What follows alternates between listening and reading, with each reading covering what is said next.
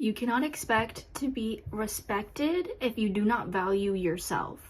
And that comes from boundaries. Say it with me. You cannot expect to be respected if you do not value yourself.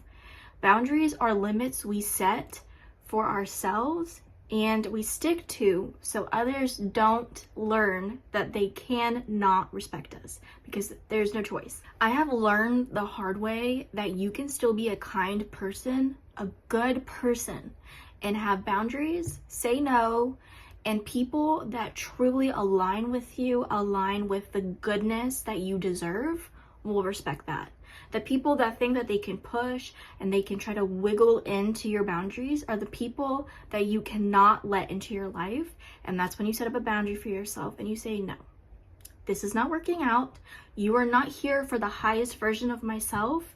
You cannot do this. And even if you are currently at the lowest point in your life, people that truly want the best for you will want to help you without pushing your boundaries. First thing you need to understand when you're creating boundaries, setting boundaries, understanding why or what they are for you, is prioritizing yourself. Now, the binder, like I've said before, is probably my best friend. It is truly something that I harbor so near and dear to me because it's my selfish thing. And I have never seen a person that's selfish that wasn't happy. So I'm going to be selfish with it. That binder is my binder. Prioritizing your needs comes in all different forms, but I want you to understand that writing it out and putting it in the binder is very, very vital and very important, whether or not you're typing it out or actually putting it in the binder, is because you're physically seeing what you're mapping out for yourself. If you can physically see it, your consciousness, that thing up there that doesn't understand when you're talking badly about yourself, is going to be like, okay, I see it, goal set, we've got it. Prioritizing your needs, I want you to write down the things that make you happy, and you need to be doing 2 to 3 of those things every single day. If it's a face mask, a full body shower, you could take everything showers every day. I don't know who said it's a once a month, once a week type of thing. Girl, if I'm feeling icky, gross, I'm gonna take an everything shower every single day before I get in my bed. You can do that. You can watch your favorite show. It can be a mental, it can be a physical, it can be a spiritual. It's something to release. It is something that you look forward to that is for you, because what I said before is selfish people are the happiest because they live in their own little bubble that they prioritize their own needs. You cannot expect to water others if you're not watered yourself. Same way that you should not expect others to water you if they're not watering themselves. You should not be friends with people who are not prioritizing themselves. When you're creating boundaries for yourself, you need to learn that it's okay to disagree with people. Just like it's okay to balance and be a good person and still say no, you will end up filtering people out of your life. You will end up disagreeing with people. If I think no means no, but Becky thinks no means yes, I'm going to disagree. I don't align, and I'm going to respectfully ask her to go away. Now, you don't owe anybody an explanation when it comes to realizing that this boundary works for me. It might not work for Becky, even though Becky and I have been friends for so long. And if you don't align with someone, you don't necessarily owe them an explanation. You can just go away. Nobody owes you anything, just like you don't owe anything to anyone. All you owe is to yourself. What makes you happy and what is the best structure you can set up for yourself. When it comes to actually setting up and creating boundaries, I want you to start off with one piece of paper or a fresh Google document, and you're going to type out or write everything that you personally believe should be a boundary. So no means no might be your first one, and then you might have other ideas, which I'll have somewhere up on the screen. When it comes to learning what is working for you, you will end up changing it. It's so rare that you will end up writing a list and sticking to everything on that list. The whole point of the binder, the whole point of having something that you can interchange is because you change. It's as simple as that. So when it comes to writing these boundaries out, I want you to be honest with yourself. You can look back in your past. You might have to re-experience some traumas that you've been through. The whole point is you're on this path to learn what works for you now.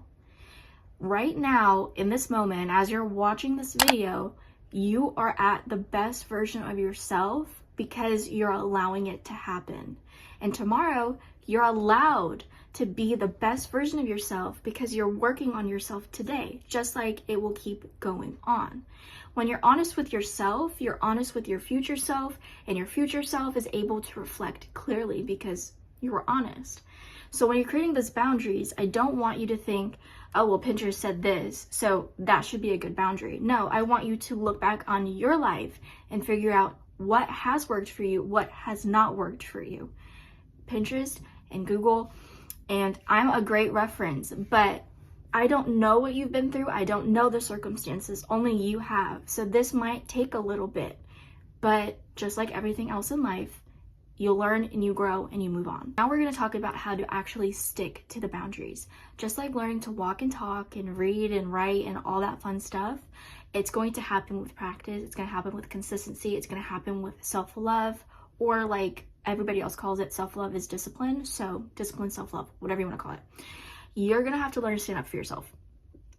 If you're someone that's like a chronic people pleaser, this might not come naturally to you. If you're someone that is so sick of being a people pleaser, this might just be just like what you needed. You can still be a good person, and I feel like I'm going to repeat myself thousands of times. You can be a good person and still say no. Nobody ever said that that's not a good thing, because in reality, this situation, this circumstance might not fit or be remembered in 5 years, in a year, in a week. You might be like, oh, I came home and I went to sleep. Like, that situation was nothing. You can only get better with time if you allow yourself. Stand up for yourself in situations. Be able to allow yourself to be a solution to your life and not a problem. Don't let life happen to you. Let life just be your best friend. You can allow these things when you stand up for yourself. So if a situation comes up to you, you're not a bad person for stepping back and being like, actually, I don't agree with you. Actually, I see this.